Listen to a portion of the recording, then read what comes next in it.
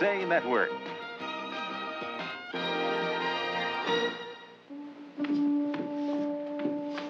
This is the last bag. No sign of a taxi yet? No, and I wish we would have left last night. I couldn't sleep at all. We could have left if that detective friend of yours hadn't shown up. Do you think he suspected anything? That you're about to jump bail? No, I don't think so, but we couldn't take any chances. He might have been outside watching. I'm going to put this $20 million in my makeup case where I can keep my eye on it. And I wish Spencer had driven us to Springfield. We cannot tell Spencer. We went over this yesterday. He'd only disapprove. I know, but it's Springfield's a long way off in that stupid old cab.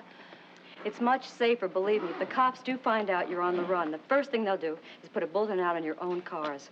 Yeah, that's true. Now listen, it'll be a little uncomfortable for a while, not for long. Taxi to Springfield, bus to New York. You think we'll get followed?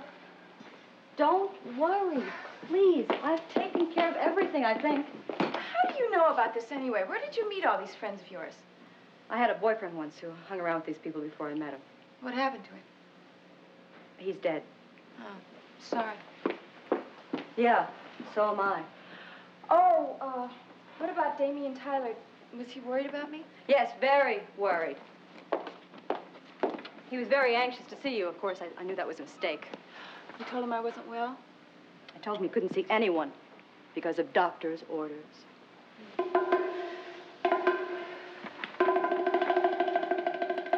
Come on, Smiley, tell me what's going on. What's with this funny wig and all? This is something you and your friend Nora cooked up, right? Right?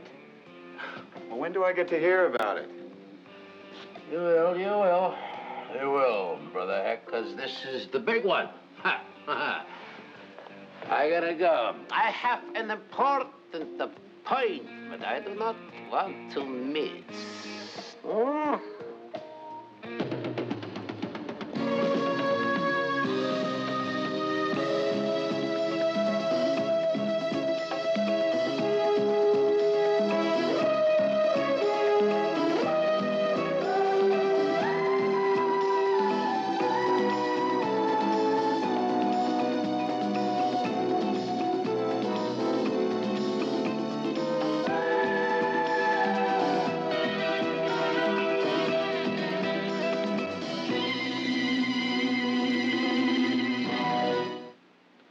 Okay, we have time for one more riddle, okay? And I think it's your turn, Melinda, so make it a tough one.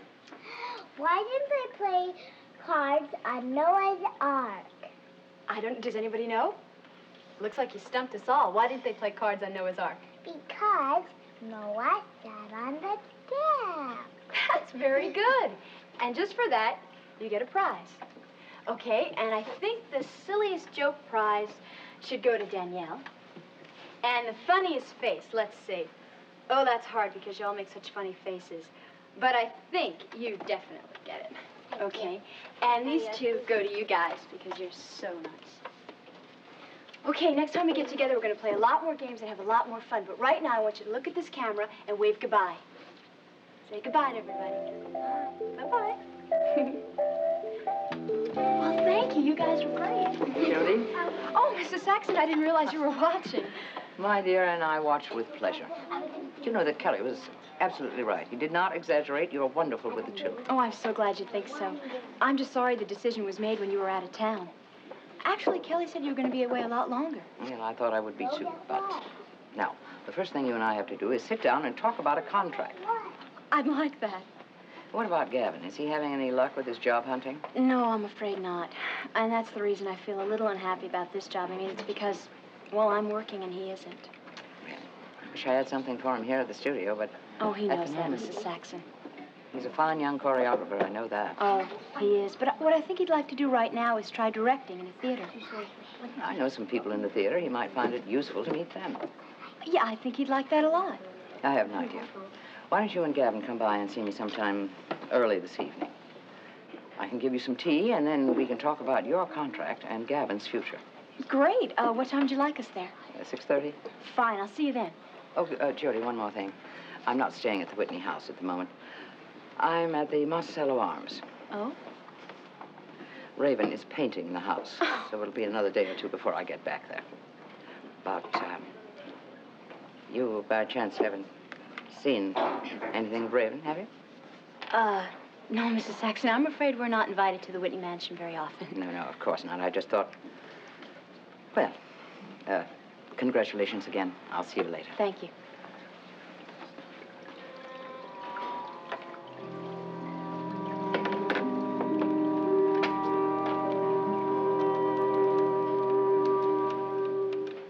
You're wearing yourself out. Please, try to relax. I can't sit down.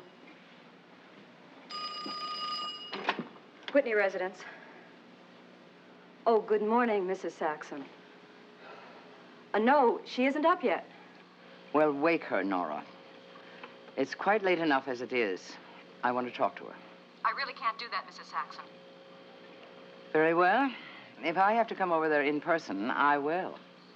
One moment. I think she's coming downstairs now. Or you'll have to talk to her, but be careful. Don't mention the indictment, anything about it. Sound cheerful. Tell her how nicely the house painting's coming along. Hi, Geraldine. Raven, how do you feel this morning? Oh, I feel fine. Wonderful. You do? Well, that's a nice change, isn't it? Look, I'm really sorry about our last conversation. I was very nervous, you know, with the circumstances and everything. I'm just sorry we have to be separated. Is the painting almost finished? Yes, as a matter of fact, it's going to be done today. Maybe you can come back tomorrow. Well, I was hoping to see you before that, perhaps for lunch. No, I can't do that. I'll tell you, I don't really want to go out in public, you know, with the murder and everything. That's still preying on your mind, then? Yes. It's still very much on my mind. There's no Johann Klingerman, M.D. in here. What I need is some kind of a medical directory.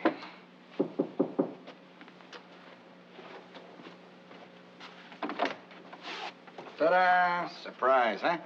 I guess I'm the last kind of world you expected to see here. Eddie, what is this all about? Hey, I come to bury the hatchet. That may not be exactly the best choice of words. You know? Why don't you just tell me what you want? Look, you were good enough to come and pay me a visit, and I'm just returning the favor. Now, look, if you're worried, here, look. I'll assume the position. Go ahead, check it out. What, me worry? Look, I don't know what you're up to, but come on in, Eddie. You know, I always wondered how you cops live. Now I know. The joint's a dump. Oh, thank you. I appreciate that. I should send my decorator over here.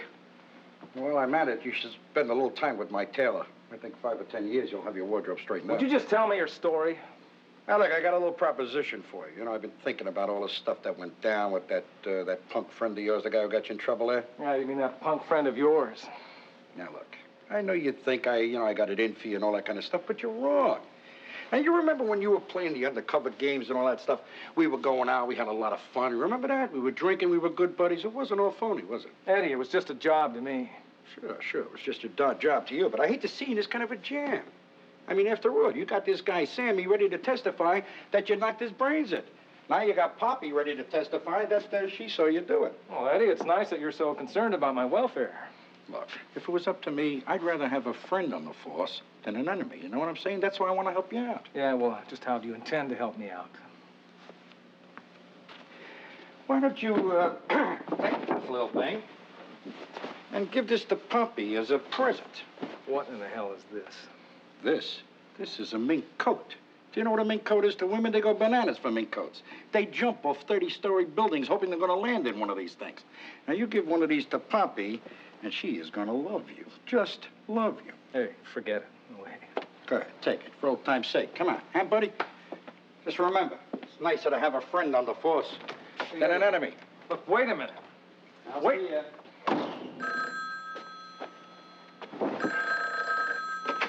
Hello? Detective Tyler. Yes. Who is this? My name is Dr. Johann Klingerman. Dr. Klingerman. Yes, I was speaking to Mrs. Whitney's private secretary. I believe you know her. Yes, I do. As a matter of fact, I've been trying to get a hold of you. Well, she told me exactly that, but I'm afraid I am on my way to Vienna. There's not much time. No, it's not. Look, I would very much like to talk to you about Mrs. Whitney's condition. Perhaps we could meet at the airport a few minutes before my flight departure, which is precisely noon. About noon, okay. How am I supposed to know what you look like? I shall be conducting my music. You'll be what? Conducting my music. Auf Wiedersehen. Hey, but how good am I? Give me 5.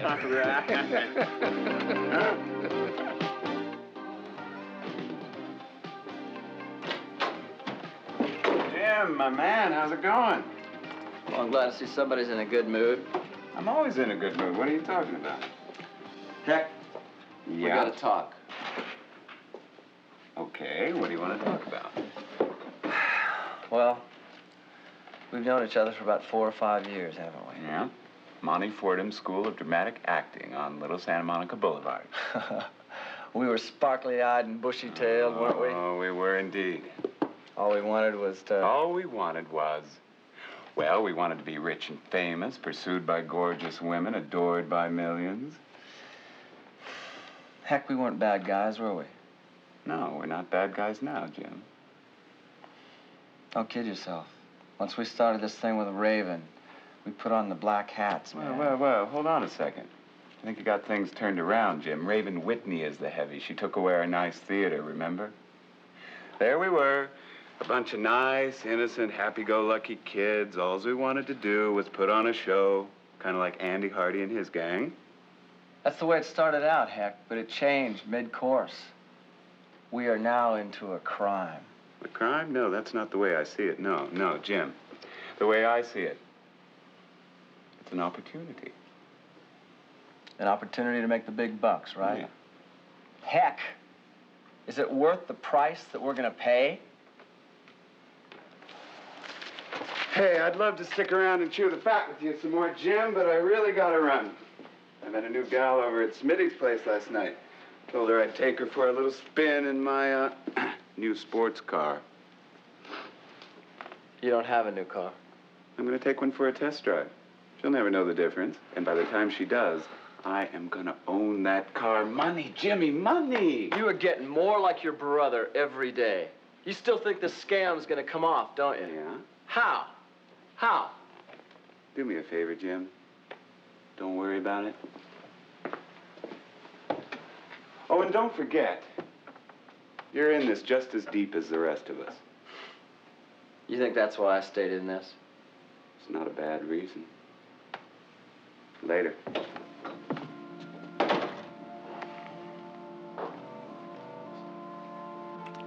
Wonder if Smiley would have told Valerie. Wonder if I had to tell her.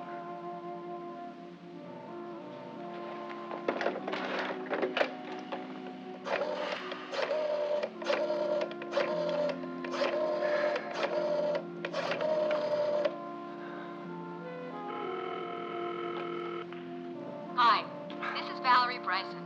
I'm out on location, but if you'd please leave your name and number at the sound of the beep, I'll call you as soon as I can. Valerie, this is Jim. Call me at the studio, please. It's important. Bye.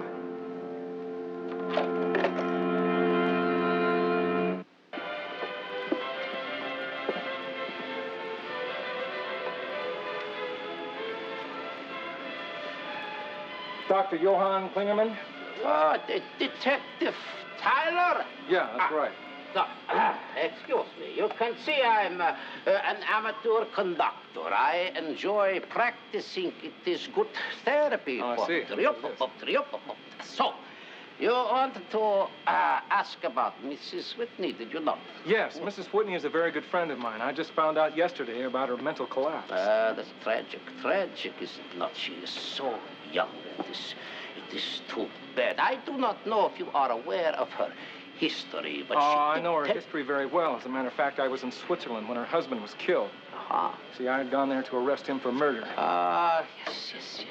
Can you imagine, Detective Tyler? It is not difficult to see why such a young, pretty mind could end up collapsing. I don't know. She seemed to be handling it so well the last time I saw her. That is precisely what happened, you see. She repressed her feelings, kept everything inside.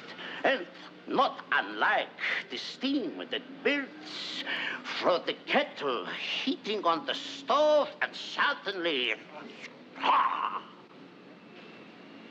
she flipped her lid. Yeah, I can see how that would be possible. Well, what's the prognosis? The prognosis, my good friend, is that your good friend will be as good as new, especially after she has her treatment at the sanatorium. At the what? The sanatorium. Oh, you do not know. No. You do not know. You see, Mrs. Whitney is going abroad to admit herself into an institution which is run by a good friend of mine, very qualified, proficient, well-respected psychiatrist. I serve on the medical board. Wait a minute. Are you telling me that Raven Whitney is leaving the country? What? Ah. I'm afraid, Detective Tyler, I must leave you now. I wish I could have more time with you. Well, Hey. look, Dr. Klingerman, can you tell me exactly when is Raven leaving the country? When is she leaving the country? She is already gone. She's gone. Goodbye. Goodbye.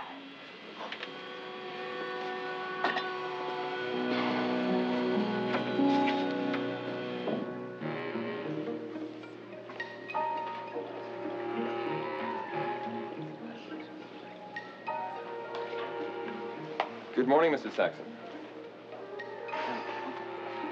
You'll have to excuse me. I'm very busy this morning, Mr. whoever you are. If I could just have a few moments of your time. Don't worry. I'm not here to try to convince you who I am. I'd like to discuss a different matter entirely with you. What matter? Jefferson Brown. Oh, yes. I recognize the name. If you could tell me about him, anything at all.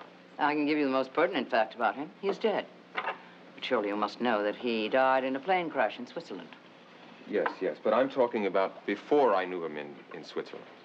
Please, it's very important, very, very important. Very well. I can tell you that he worked for a man I knew in Washington, a Fowler Wilcox. He worked for the State Department. You never once mentioned that name. Perhaps if I saw this Mr. Wilcox... Impossible. Fowler Wilcox died almost 4 years ago. It was a suicide, as a matter of fact. Why? Did you think this Mr. Jefferson Brown would corroborate your story somehow? I'm sorry. I promised you once not to bother you again. From now on, I will keep that promise. A young man, just a moment. If you really want to know more about this Jefferson Brown, then call me this evening at the Monticello Arms. Perhaps I can arrange something. Do you mean that? Anytime after 6:30.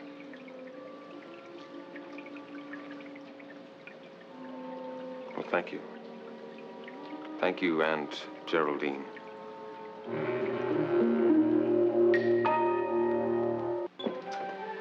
Oh, my beautiful furs. Well, they won't be much good in South America, but I'm gonna take the mink.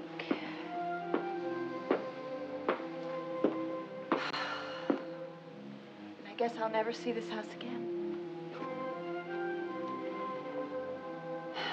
And I'll never see my portrait again, either.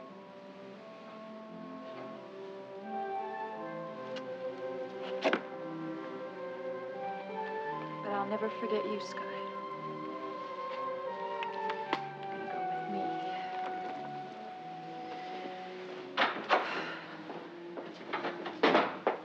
We have to go.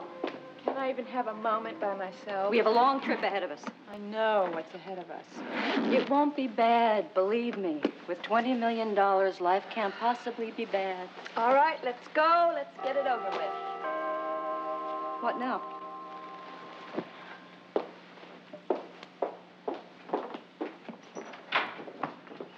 Nora, Dr. Klingerman told me that... Raven. No, you're not gonna stop me! What are you doing? Get out of my way. Raven! What is going on here? Raven! You idiot! She doesn't want me.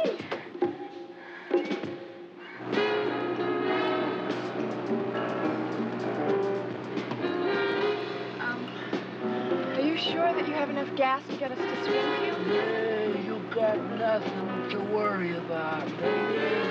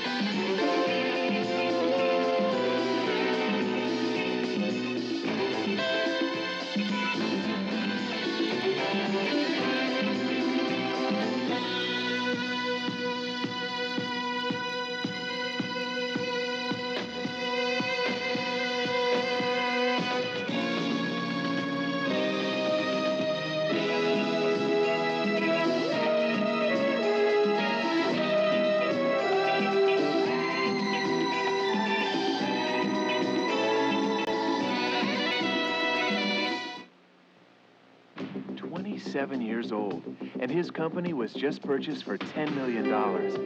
34, and she was just made vice president of a well-known bank. 45, and sailing the Pacific. Hey, that work.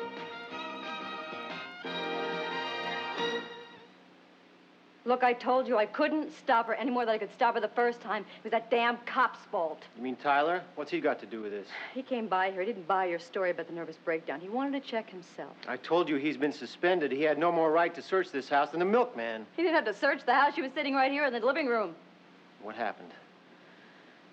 Well, she panicked. She thought he was going to stop her. Stop her from what? Damn it, tell me. I want to know what's going on. She was running away. What? She was jumping bail. She wanted to leave the country. Are you insane? You were going to let her do that? It was her choice. And you knew about it, didn't you, Nora? Didn't you, Nora? Yes, I knew about it. It was Smiley's idea. Smiley, I knew it all the time. I knew you guys were trying to cut me out of this deal. See, Smiley wanted to hold on to the bail money. If she jumped bail, we wouldn't have to give it back. Get it? Cute, real cute. What do you do when she finds out she's not a criminal? She'll want her bail money back then. By that time, it'll be too late. So what happened when Tyler came in? Well, she panicked. She thought he was going to stop her, and she ran away. How did she get away? All her cars are still in the garage. Well, she didn't take her car. She thought it'd be stopped. She called for a taxi. So how long do you think this is going to take? I don't know. I never drove all the way to Springfield before. Well, it takes 3 hours by train. Do you suppose it'll take that long? Oh, just sit back and relax, lady. Are you sure we have enough gas? Well, we'll pass a lot of stations. Don't worry. Just leave it to good old Smiley, Lewis. He knows what he's doing.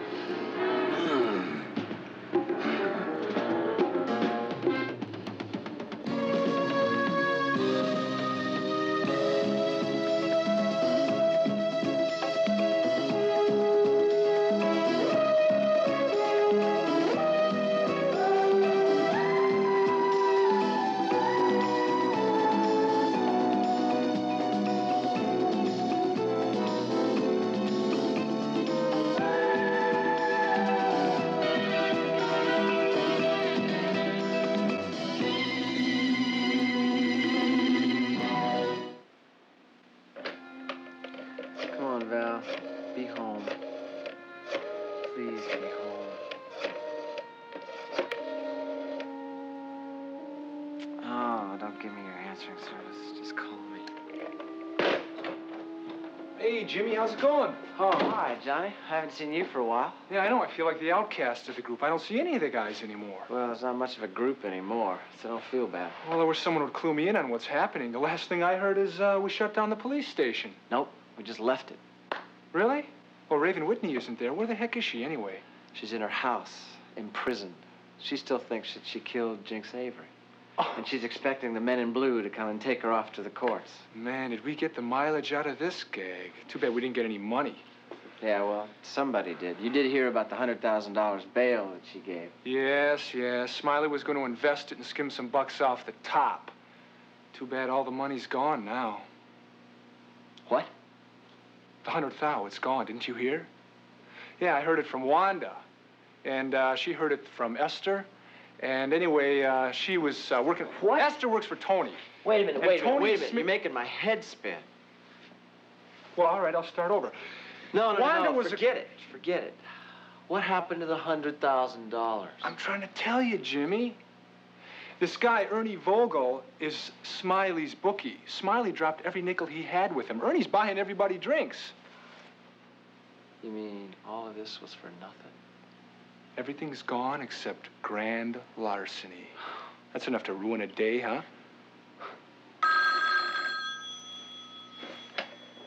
Hello? Jim, hi, it's Val. I got your message on my machine. Oh, Val, how are you? Listen, I've been trying to get you all morning. Well, is it something urgent? Yes. I need to talk to you, please. You're about the only stable thing around right now. Well, actually, Jim, I need to talk to you, too. I have to tell you something, so why don't I come over to your studio? Okay, great. Do you want me to come over there? No, this place is a disaster area. I'll come to you. No more than a half hour. Great. I'll wait. See you then. You probably want me to take off, huh? Oh, yeah. Yeah, somebody's coming over, Johnny. Oh, that's all right. I'll go over to Smitty's and see if Wanda's around. You mean Esther? Yeah, Esther. Anyways, that's Tony's girl. Forget it. Okay. Well, don't look so sad. I mean, you did get something out of this. What's that? Buffy. Buffy. Yeah, I guess I did. I could use some bucks right now. Take care, Jim. I really think he likes that woman. Before I went to Washington, after Raven had gone off on her sudden holiday,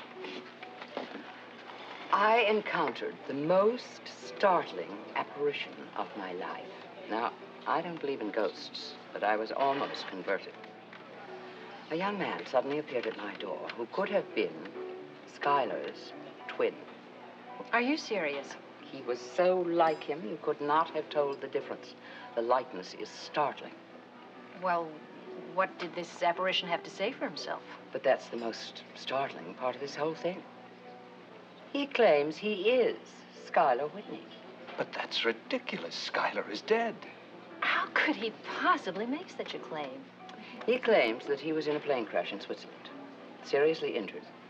And while he was lying in the hospital, someone else was taking his place and his fortune. Good Lord, Geraldine. Did he offer you any proof? Except for his face, none whatsoever. It sounds as though he's trying to take advantage of the resemblance. And of the fact that Sky Whitney is no longer alive to refute his claim. My feeling exactly. Now, Geraldine, you lived with Sky and Raven for all those months. Could you have been fooled by an imposter? Of course, I knew Schuyler as a child, not as an adult. But at least your nephew knew all about his past, didn't he? Oh, yes.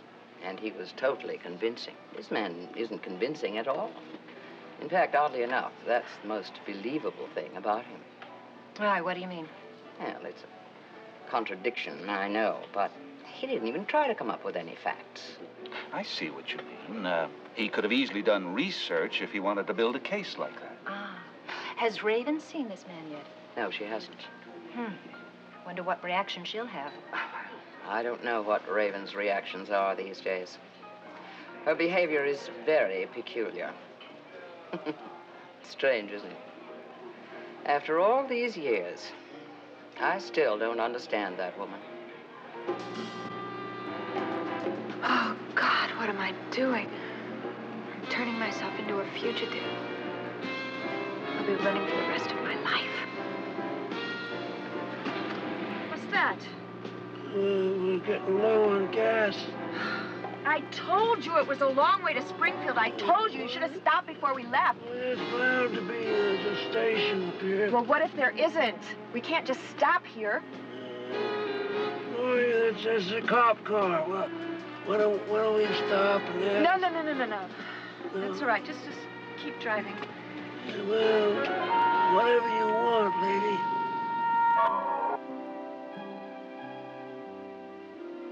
I don't want any errors, Joseph. I want a professional job and nothing less. The man I hired is a pro. Yes, but you're sure he understands what he's to do exactly? I'll make sure of that, Miss Endicott.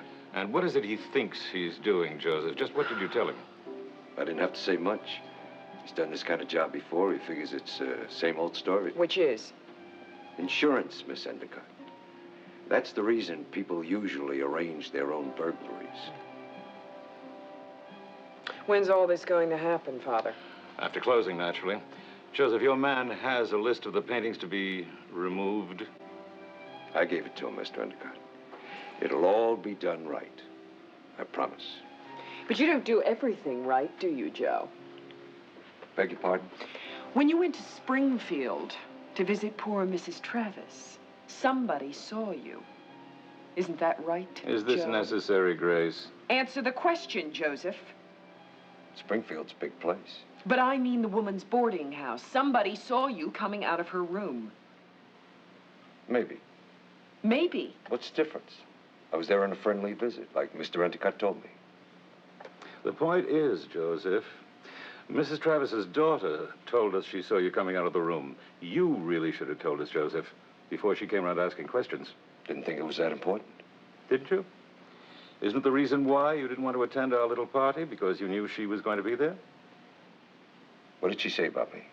Don't look so worried, Joseph. It's not that serious. I told her she couldn't have seen you. She cannot be aware of the connection. Oh, all right, Joseph. Thank you. Dr. Kavanaugh. Mr. Endicott. Miles, Mr. Endicott. nice to see you. Hello. I thought I would use my lunch hour to get a better look at your gallery. Oh, well. Oh, well, your charming sister-in-law was in here just yesterday. Yes, I know. That's another reason I'm here. Jody mentioned a painting she liked very much, a small still life. Oh, I think I remember looking at the Sutherland. Mm-hmm. Yeah, it's right there. It's not the usual bit you'd find in this gallery.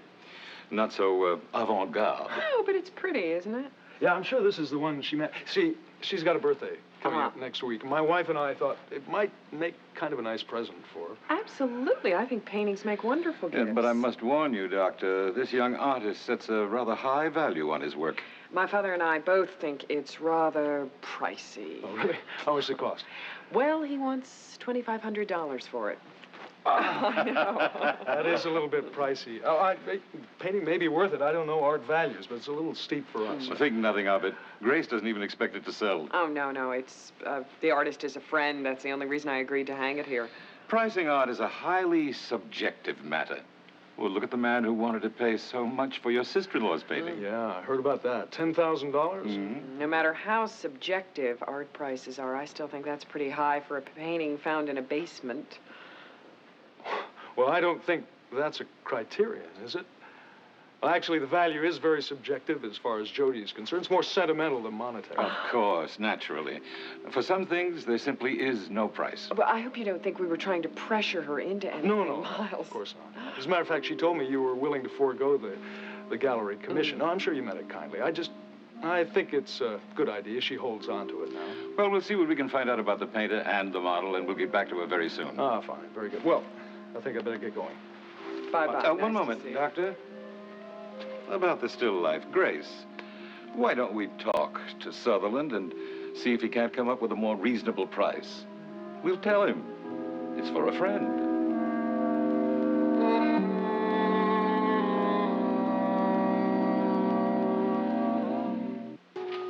Hi. You're as good as your word.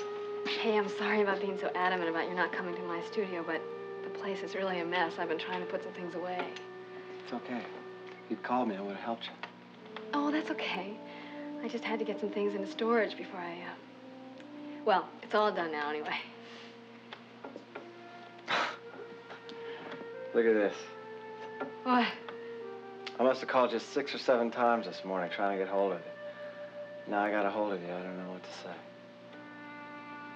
You must have had something on your mind, Jim. I did.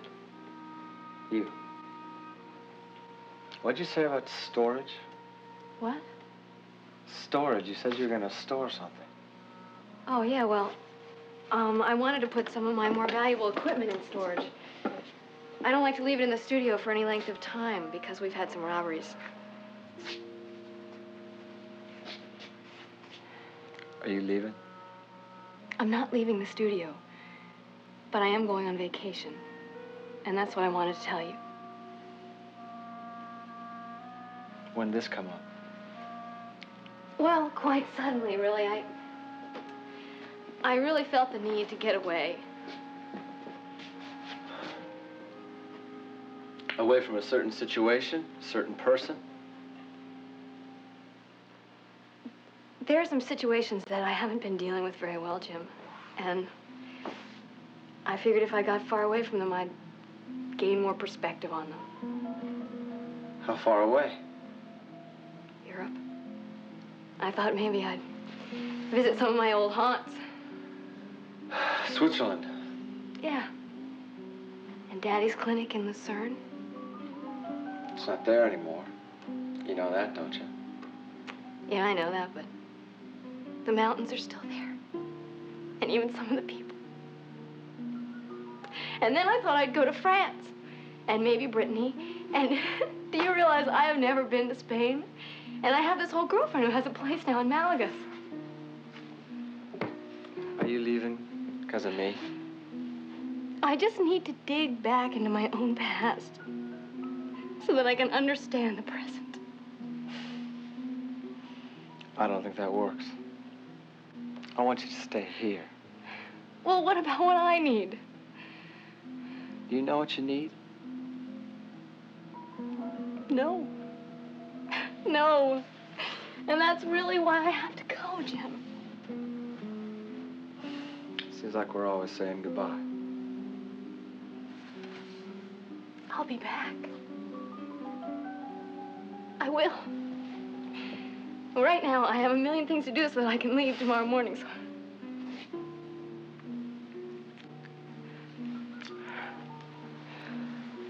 Oh, Jim, don't. Don't what? Don't make me want to stay.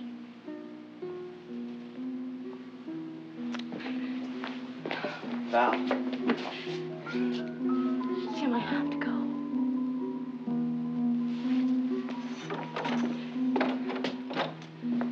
Val!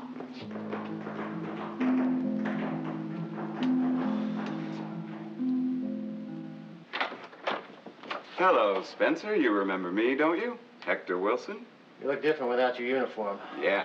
Hey, Smiley asked me to come by and see how everything's going. You know Mrs. Whitney isn't here. Oh, that's right. Yeah, she decided to jump bail, didn't she? Can you imagine her doing such a thing? You knew damn well she'd do that, you and your brother, along with Nora's cooperation. What are you doing here? That's what I wanted to ask you. Why aren't you with them? Them? Oh, you mean now Smiley's playing the friendly cab driver? Relax, Spencer. It's part of the plan. You won't lose anything by it. Spencer's upset he wasn't told what's happening. When people don't tell you things, Nora, they usually have a good reason. Look, why don't you tell me what's going on? Why aren't you with them? How come you changed the plan? I didn't change it. Damien Tyler did. She was afraid he was going to stop her, and she ran. Oh, I see. Well, what about this cop? Do you think he's getting wise to what's going on? Oh, no, Spencer took care of that. Spencer told the detective. The poor woman was having a nervous breakdown. Oh, yes. He thinks she's going overseas to a sanatorium for treatment. All right. You know what's happening here. What are you going to do with Mrs. Whitney? Well, we leave that to Smiley.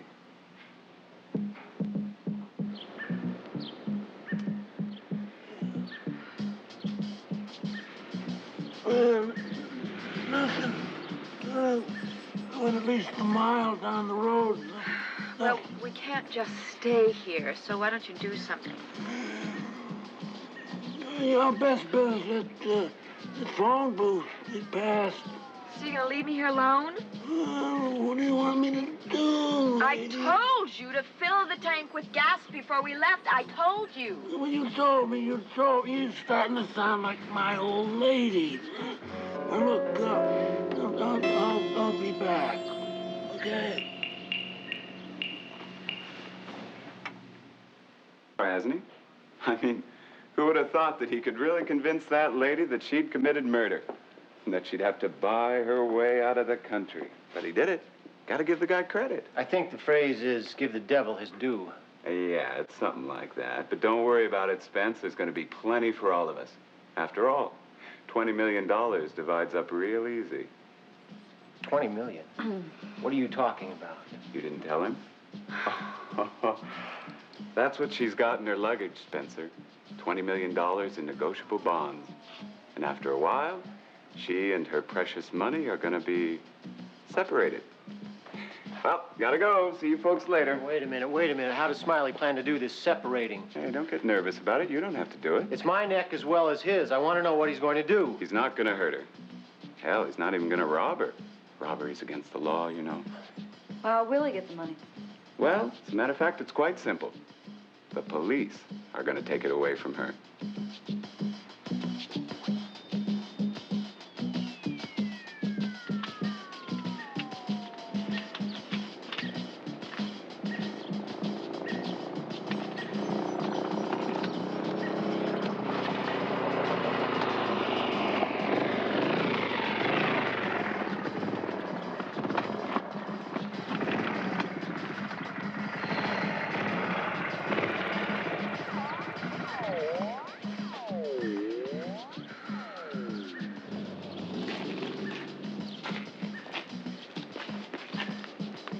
What's going on here? Nothing, officer. Sheriff Floyd C. Beauregard. Well, if there's nothing going on, how come you're sitting out here in this car all by yourself in this hot sun? Because we ran out of gas and the driver had to go get help. You better tell me something else, lady. I've heard them all. Now, we got a lot of people stopping on these nice country roads to do things not so nice, like rendezvousing with other cars for sales of illegal substances. You get the drift of what I'm saying? I'm sorry, I don't know what you're talking about. How do I know that you're not a contact? Look, my driver, I'm waiting for him to come back. Well, then, in that case, why don't we just satisfy the curiosity of Sheriff Floyd C. Beauregard and check out all of your luggage, ma'am. We start with this piece.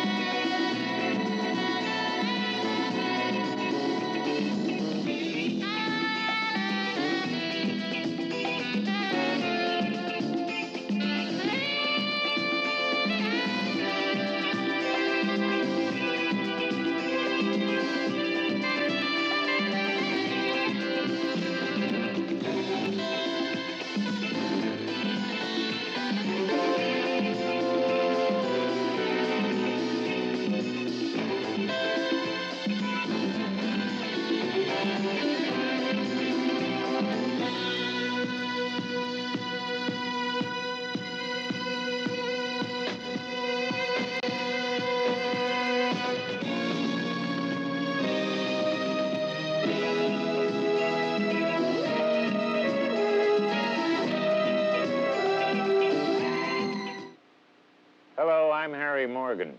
I'd like you to meet a very special lady.